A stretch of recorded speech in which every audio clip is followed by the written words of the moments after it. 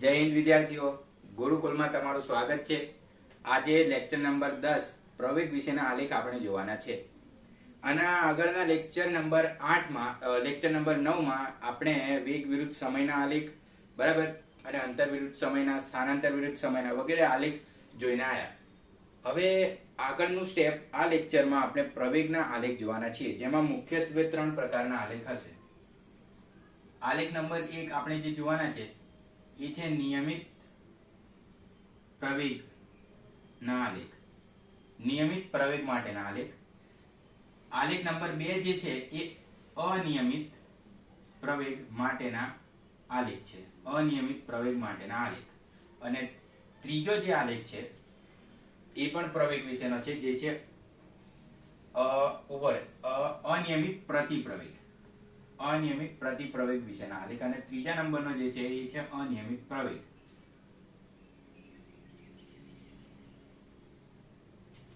એટલે નિયમિત પ્રવેગ,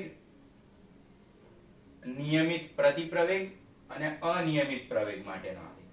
હવે અનિયમિત પ્રવેગમાં પ્રવેગ પણ આવી ગયો અને પ્રતિપ્રવેગ પણ સમાવેશ થઈ જાય, એવી રીતે આપણે એને જોઈશું। તો આ 3 આલેખ હવે જોવા જઈએ।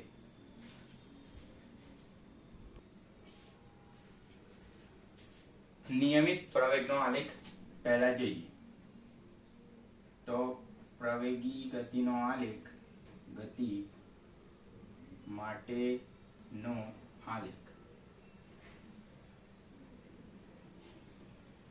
નિયમિત પ્રવેગી ગતિ માટેનો આલેખ। તો નિયમિત પ્રવેગી ગતિ, અચળ પ્રવેગી ગતિ। હવે અચળ પ્રવેગી ગતિ એટલે કે વેગનો ડિફરન્સ 0 હશે। જેમ કે પ્રવેગનું જે સૂત્ર છે v2 v1 t2 t1, સો v2 v1 0 હોય એટલે કે વેગનો જે ડિફરન્સ છે એ 0 હોય, છેદમાં સમયનો ડિફરન્સ કંઈ પણ હશે એનો ઓલ ઓવર જે આન્સર આવશે એ તો 0 જ આવશે। જ્યારે વેગનો ડિફરન્સ 0 હશે ત્યારે, પણ આવું ત્યારે થશે કે જ્યારે વેગનું મૂલ્ય એક સમાન હશે। પણ જ્યારે વેગનું મૂલ્ય કોઈક સમાન ડિફરન્સ થી વધતું હશે, જેમ કે આ v2 v1 નો જવાબ હંમેશા જ્યારે પણ જોઈએ ત્યારે 10 આવતો હોય અને t2 t1 નો જવાબ t, જે આપણે કોઈ સમાન સમયગાળો ધારી લીધો છે, તો એ કોઈ સમાન સમયગાળામાં આ સમાન ડિફરન્સ મળે છે, તો પ્રવેગનું જે પણ કંઈક મૂલ્ય મળશે એ હંમેશા સેમ ટુ સેમ જ મળશે। એનો મતલબ કે પ્રવેગનું એક સમાન મૂલ્ય મળશે। હવે જ્યારે આવું થાય ત્યારે કહેવાય કે અચળ પ્રવેગથી ગતિ થઈ રહી છે। એના આલેખ વિશેની વાત કરીએ તો નિયમિત વેગથી જ્યારે પદાર્થ ગતિ કરતો હોય ત્યારે એનો વેગ નિયમિત રીતે, અને આપણે જાણીએ છીએ કે નિયમિત ગતિ જ્યારે થતી હોય ત્યારે સ્થાનાંતર વિરુદ્ધ સમયનો જે આલેખ જોયો હતો એમાં બી સુરેખા મળતી હતી। હવે નિયમિત અચળ પ્રવેગથી જે ગતિ થાય છે, અચળ પ્રવેગી ગતિ, તો એમાં નિયમિત વેગથી ગતિ થતી હશે, અને નિયમિત વેગથી ગતિ થાય એટલે કે વેગમાં નિયમિત રીતે વધારો થતો હશે અથવા નિયમિત રીતે ઘટાડો થતો હશે। શબ્દ નિયમિત એટલે બોલું છું કે નિયમિત એટલે કે 10 પછી ફરી 10 પછી 10 એટલે કે 10 પછી 20 પછી 30, 10 ના ડિફરન્સ સાથે અથવા 20 ના ડિફરન્સ સાથે, વોટએવર ગમે તે ડિફરન્સ હોય પણ એક સમાન ડિફરન્સ જળવાઈ રહેતો હોય, એવી રીતે જ્યારે વેગમાં વધારો થાય અથવા એવી રીતે વેગમાં જ્યારે ઘટાડો થાય, જેમ કે પહેલા 50 પછી 40 પછી 30 પછી 20 પછી 10 એવી રીતે, તો એને નિયમિત વેગી ગતિ કહી શકાય। પણ પ્રવેગી ગતિ, નિયમિત પ્રવેગી ગતિ, ખરેખર આને પ્રોપર શબ્દ બોલીએ તો નિયમિત પ્રવેગી ગતિ, કે જેમાં વેગ સતત કોઈ એક સમાન મૂલ્યથી વધતો હશે જ્યારે નિયમિત શબ્દ બોલીએ છીએ ત્યારે, અને ત્યારે એનો પ્રવેગ જો લખવું હોય તો આપણે જોઈએ છીએ ઢાળ એટલે કે tan થીટા। tan થીટા એટલે y પરની રાશિ જે v છે એટલે કે વેગ, છેદમાં સમય આવશે જે x પરની રાશિ છે। હવે વેગના છેદમાં સમય બરાબર આપણને ખબર છે પ્રવેગ, તો એનો મતલબ કે tan થીટાનું જે મૂલ્ય હશે એ આપણને પ્રવેગ આપશે। તો પ્રવેગનો આલેખ દોરવા માટે આનો આધાર આપણે જો લઈએ એટલે કે આને સંદર્ભ તરીકે લઈએ કે ભાઈ tan થીટા નું મૂલ્ય આવશે એ પ્રમાણે આલેખ આપણે દોરીશું। તો આપણને દર વખતે આ જે થીટા છે એ તો સેમ જ રહેશે, અને જ્યારે થીટા સેમ રહેશે એનો મતલબ કે tan થીટાનું કોઈ એક થીટા માટેનું મૂલ્ય તો એકનું એક જ હોય, તો એ મૂલ્ય જ્યારે આપણને સમાન મળશે ત્યારે પ્રવેગનું પણ એ જ મૂલ્ય ગણાશે અને એ એક સમાન રહેશે. હવે પ્રવેગનું આવું એક સમાન મૂલ્ય મળ્યા કરે એનો મતલબ કે સરખું ને સરખું મૂલ્ય ચાલશે, ત્યારે આપણને જે આલેખ મળશે પ્રવેગનો એ કંઈક x અક્ષને સમાંતર આલેખ મળશે, આ ટાઈપનો, અથવા નીચે મળે તો આ ટાઈપનો.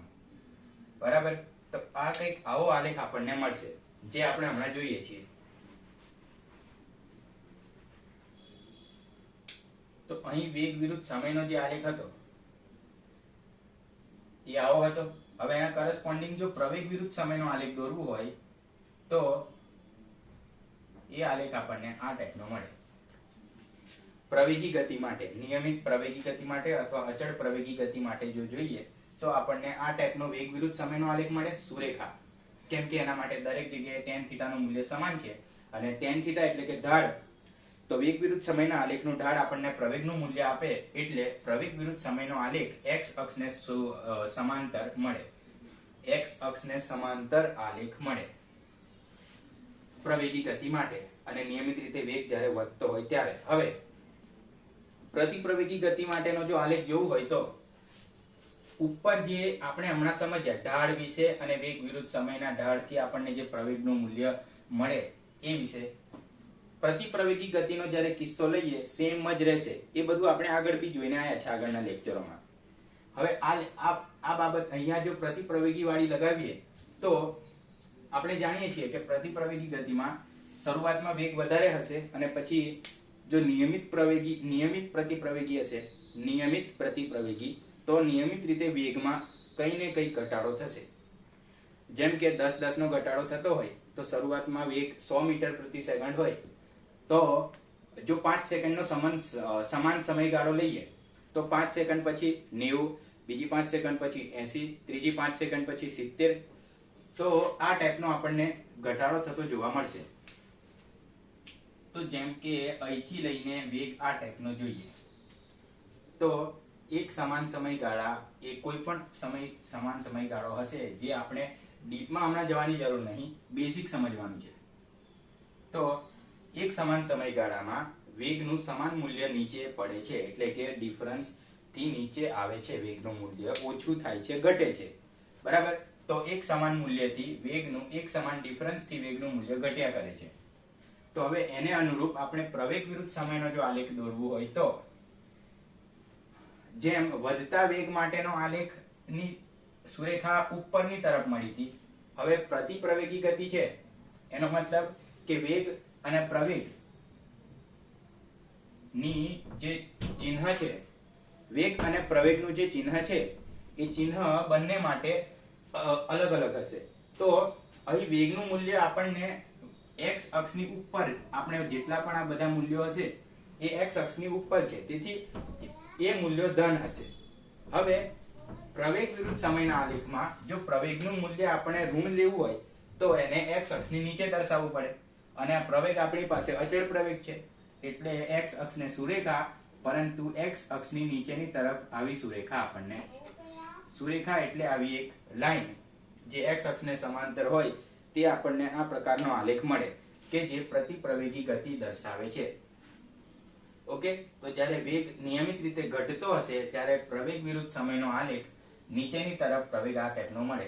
હવે એવું નથી કે પ્રવેગનું મૂલ્ય ધન છે તો ઉપરનું ઉપર જ હોય. જો કોઈક એ આગળના ધોરણોમાં આવશે કે જો આલેખ નીચેની તરફ હોય એટલે કે સંદર્ભ બિંદુથી નીચેની તરફ જતો હોય તો પ્રવેગનું મૂલ્ય ક્યાંક ઉપર મળે, કેમ કે જો પ્રતિપ્રવેગી ગતિ જ દર્શાવવી છે, સ્પેસિફિક એવું કીધું છે પ્રશ્નમાં અથવા આપણે જોઈએ છે તો પ્રતિપ્રવેગી ગતિ કીધું છે, તો વેગનું મૂલ્ય જો ઘટતું હોય અને એ ઋણ હોય તો પ્રવેગ પછી ધન હોવો જોઈએ, કેમ કે પ્રવેગ અને વેગનું મૂલ્ય અસમાન હોય, અલગ અલગ હોય ત્યારે જ વેગનો એ વિરોધ કરશે.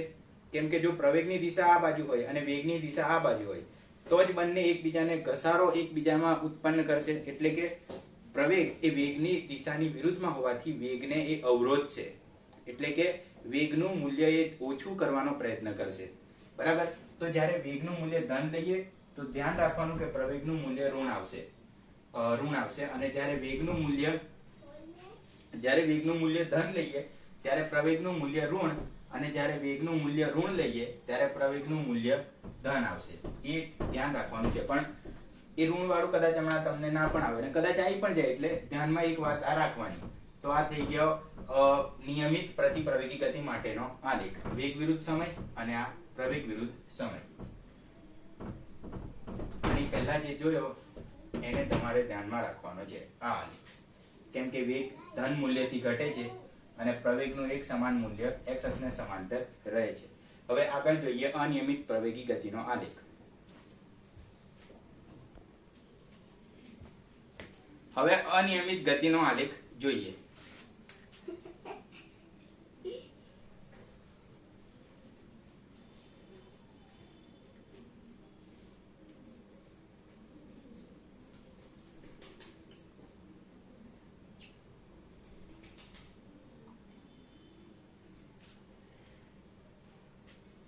અનિયમિત પ્રવેગી ગતિ, જેમાં પ્રવેગમાં વધારો પણ થાય, પ્રવેગમાં ઘટાડો પણ થાય, પ્રવેગનું મૂલ્ય શૂન્ય પણ રહે અને અચળ પણ રહે, એને આપણે અનિયમિત પ્રવેગી ગતિ કહીએ.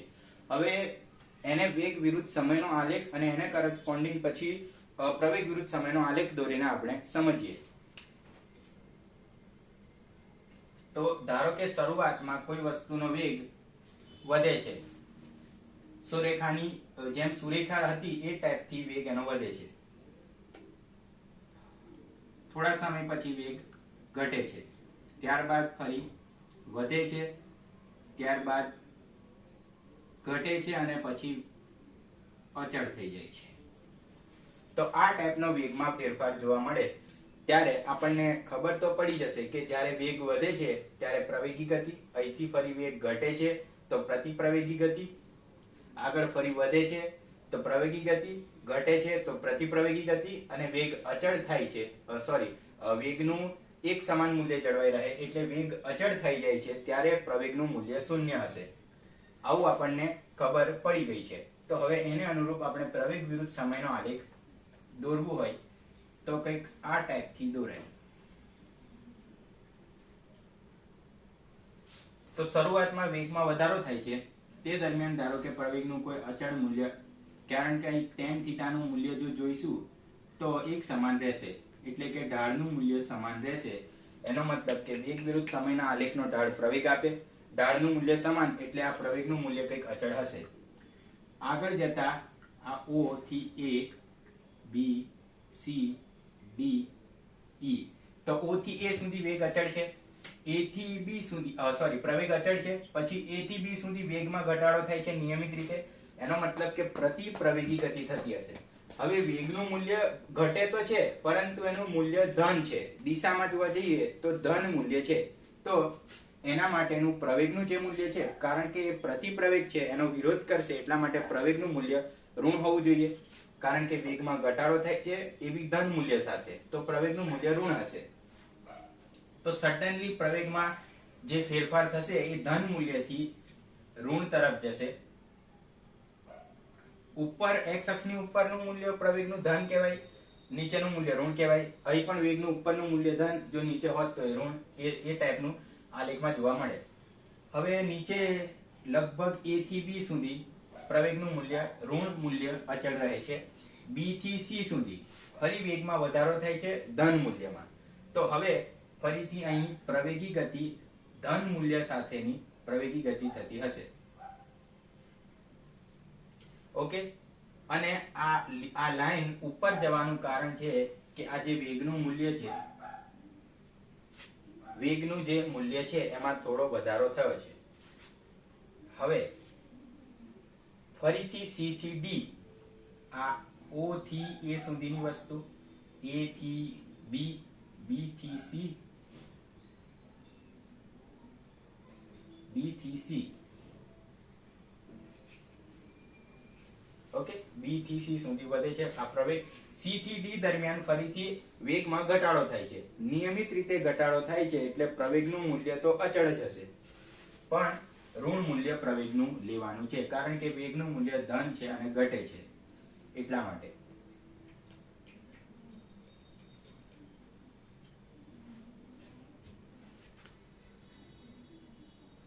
અને ડી થી ઈ દરમિયાન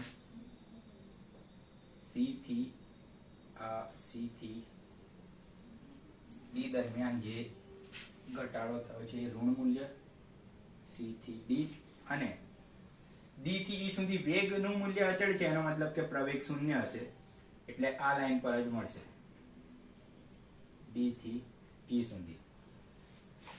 હવે વેગનું જો એક સમાન ડિફરન્સ આવ્યો હશે, અહીં આપણે મૂલ્યો તો લીધા નહીં એટલે એક્ઝેક્ટલી ખબર કદાચ ના બી પડે, પણ આ વેગનું જો ડિફરન્સ સેમ ટુ સેમ રહ્યો હશે તો આ લાઈન ઉપર જવાની જગ્યાએ આ જ મૂલ્ય પર રહેશે. પણ જો કદાચ ડિફરન્સ વધ્યો હશે તો એ ઉપર લીધું એ બરાબર છે. એ હવે અહીં તો આપણને મૂલ્ય તો આપ્યા નહીં એટલે ડાયરેક્ટ ના કહી શકાય, પણ હમણાં આપણે એને ઉપર લઈ લીધું છે. અથવા આ જે આગળ ઓ એ વાળી લાઈન દોરી ત્યાં જ બીસી વાળી એના જ લેવલ પર દોરીએ તો પણ ચાલી જાય. હમણાં આપણે કન્સેપ્ટ સમજવાથી મતલબ છે કે પ્રવેગનું મૂલ્ય કઈ રીતે દર્શાવવાનું છે. ઓકે, તો આ થઈ ગયો અનિયમિત પ્રવેગી ગતિ માટેનો વેગ વિરુદ્ધ સમયનો આલેખ, એના કરસ્પોન્ડિંગ પ્રવેગ વિરુદ્ધ સમયનો આલેખ. ઓકે, તો આ લેક્ચર અહીં સુધી રાખીએ.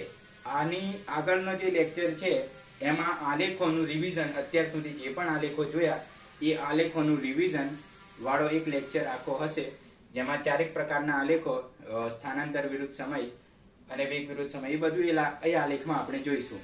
તો આ આલેખ અહીં સુધી રાખીએ. જય હિન્દ.